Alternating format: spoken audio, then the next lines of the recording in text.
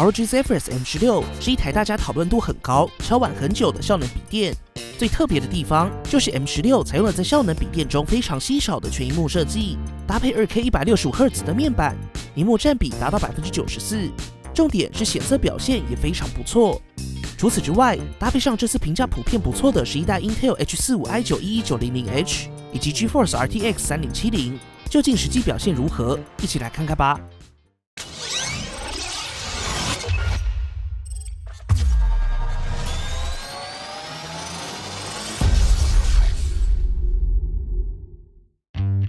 首先看到外观 ，ROG Zephyrus M16 A 面采用 ROG 近期非常经典的点阵设计雾面上盖。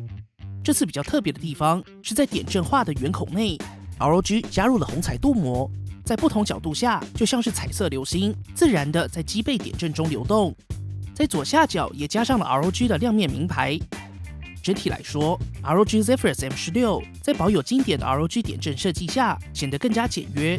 同时，利落的 A 面设计也能更好的搭配不同使用场景。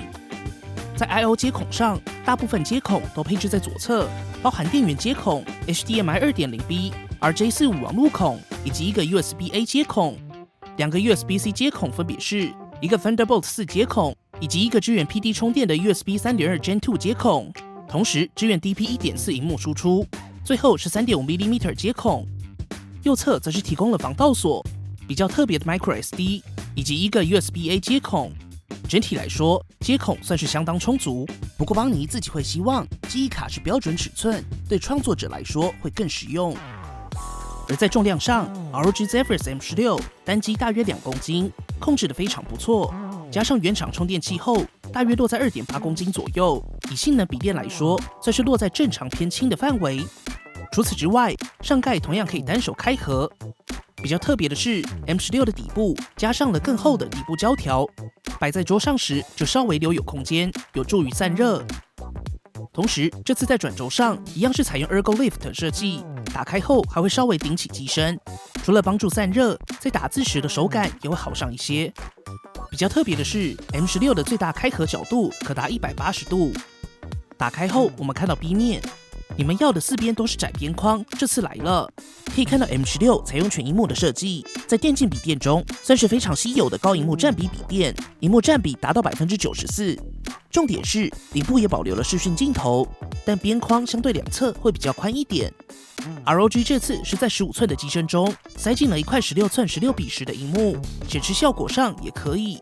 搭配上一块 2K QHD 165Hz 的 IPS 萤幕，拥有潘透认证。同时支援 Dolby Vision 以及 Adaptive Sync。邦尼实测在 Netflix 中可以成功启用 Dolby Vision 以及 Dolby Atmos。萤幕表面采用雾面处理，经过邦尼实测，色域覆盖达到100%的 sRGB、87%的 Adobe RGB 以及99%的 DCI-P3， 显色表现非常不错。而在萤幕亮度部分，邦尼实测室内最大亮度大约落在410尼特。整体来说 ，M16 这块萤幕显示效果不错，也都是达标的。不过这次的全萤幕设计，因为出风口的位置，所以风道刚好会在萤幕底部，实际的温度表现这部分邦尼稍后会测。再来看到 C 面，这次设计上比较特别的是 ，ROG 在 C 面上采用雾面的肤感涂层，触感舒服，也不太容易留下指纹。不过邦尼会比较担心，长时间使用后涂层是否会老化。电源键在右侧上方，结合了指纹辨识功能，速度还算快。上排一样是邦尼喜欢的独立音量按键和麦克风开关设计，当然也可以透过 ROG 按键直接启动 Armoury Crate。而在键盘上没有塞进独立数字键，采用全区的 RGB 背光。Armoury Crate 也可以针对 RGB 进行客制化。这次 M16 采用的是 Stealth Type 静音键盘。键程达到 1.7mm， 手感上会是薄膜偏软，相对好按，但回馈感就没有这么 Q。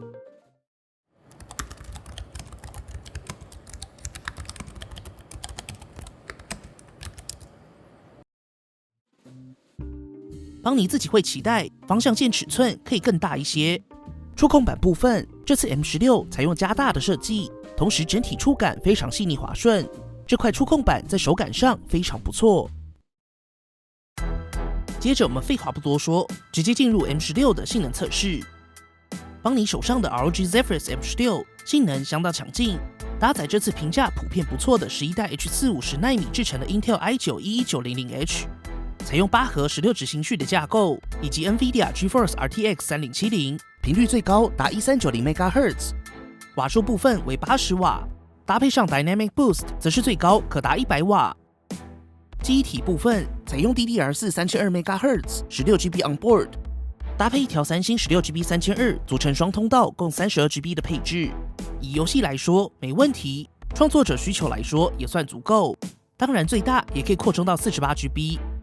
储存空间部分则是搭配 2TB 的三星 M.2 NVMe PCIe 4.0 SSD， 实测循序读写数据表现也不错，旁边也还有一个额外的 M.2 插槽空间可以自行扩充。而在散热上 M16 采用了左右2组84片扇叶的 ArcFlow 风扇，搭配6组热导管进行覆盖。比较特别的是 M16 的 CPU 采用的是液晶，在散热表现上稍后也会进行实测。不过这2组风扇在极速模式下全速运转，大约落在62分贝左右。若是日常使用 M16 的风扇，其实不太会听到声音，噪音足以忽略。此外，这次 M16 也随附了1个月的 Xbox Game Pass for PC 订阅，大家可以把握时间免费体验 Xbox Game Pass 超过100款的游戏。接着邦尼就直接带大家来看实际表现。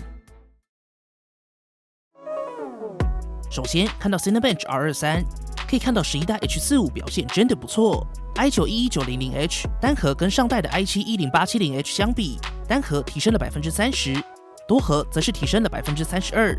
而若是跟10代桌机平台相比，单核直接超过了桌机平台的 i9-10900K， 甚至有 11% 的提升。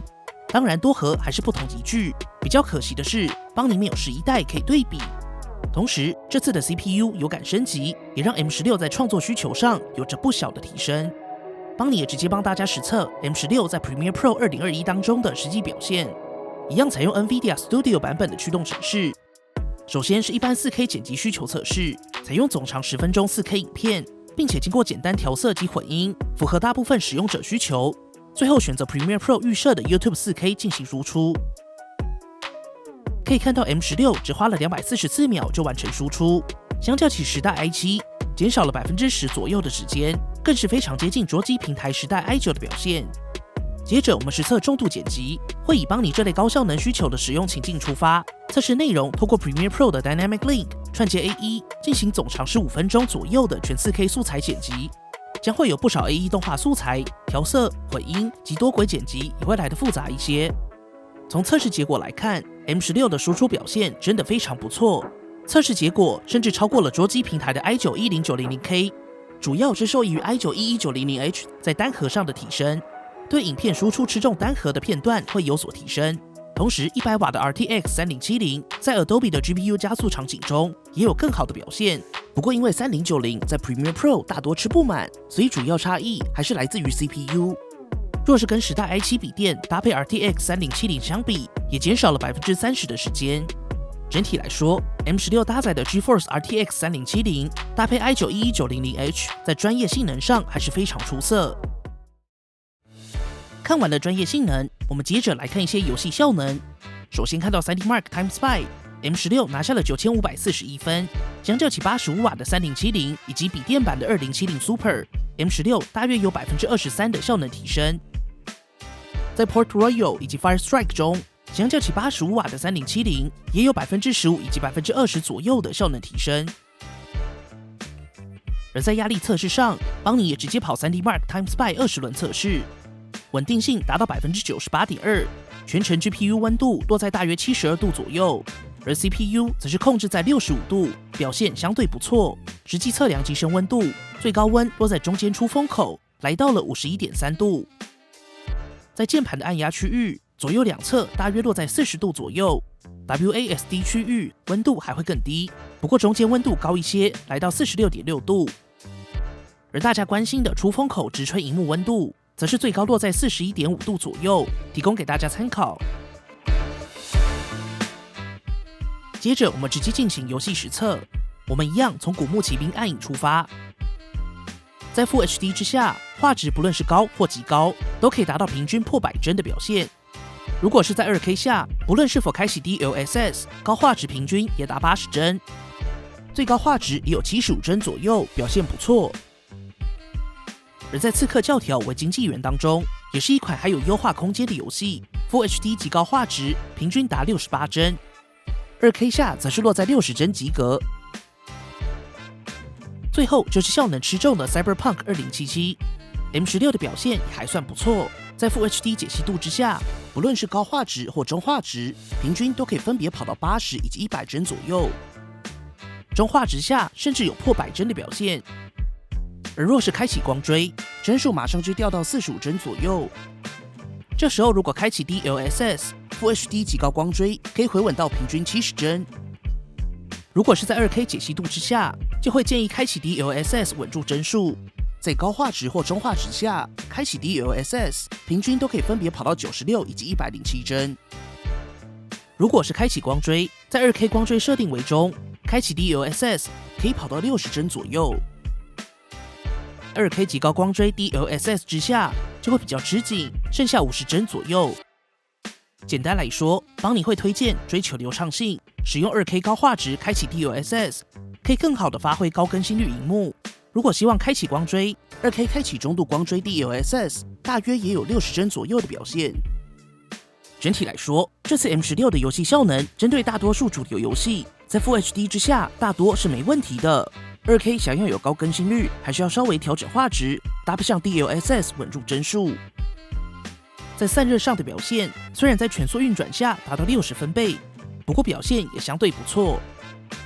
续航力部分 ，ROG Zephyrus M16 采用90瓦时电池，在邦尼的续航力测试中，连续播放 Full HD 影片1个小时，消耗了17%。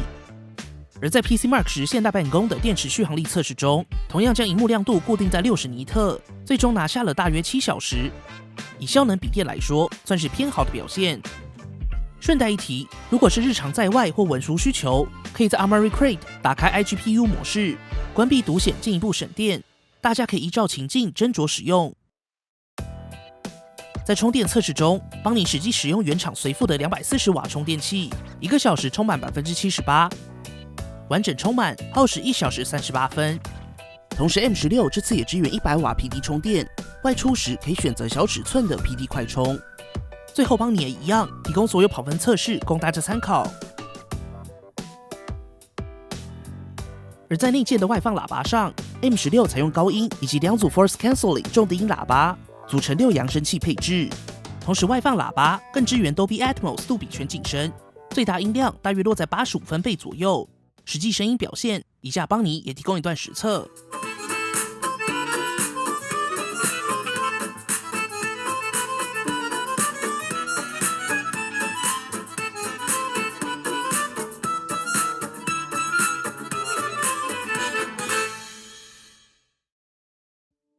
整体来说 ，ROG Zephyrus M16 在性能表现上还是非常强劲，受益于11代 H45 Intel 的努力。i9-11900H 在单核跟多核性能都有感提升，甚至在吃重单核表现的专业需求中，正是可以跟桌面平台 Achuba， 算是比较惊喜的地方。而在游戏效能表现也非常不错。3070在 Cyberpunk 2077中 2K 打开中度光追，加上 DLSS， 还有60帧左右的表现是相当不错的。其他主流游戏也大多就没问题了。除此之外，这次 M16 在萤幕上也是带来了大家期待的全萤幕设计。显色表现不错 ，2K 165Hz 也可以在游戏和创作需求中切换，有诚意的支援 Dolby Vision。不过全萤幕的设计也带来了出风口吹到萤幕的问题，邦尼实测温度大约落在40度左右，虽然以硬体来说还不算高，但在意的朋友可以衡量。好啦，今天的评测就先告一段落。如果还有任何问题或邦尼没测到的，欢迎底下留言一起讨论。如果喜欢本期的节目，不要忘记订阅邦尼，并且打开小铃铛，及时收到最新的评测通知。当然，你也可以在 Facebook 邦尼 AI 小助理、Instagram 以及 Line@ 找到我们。如果还有其他问题，别忘了底下留言。那我们就下期影片再见啦！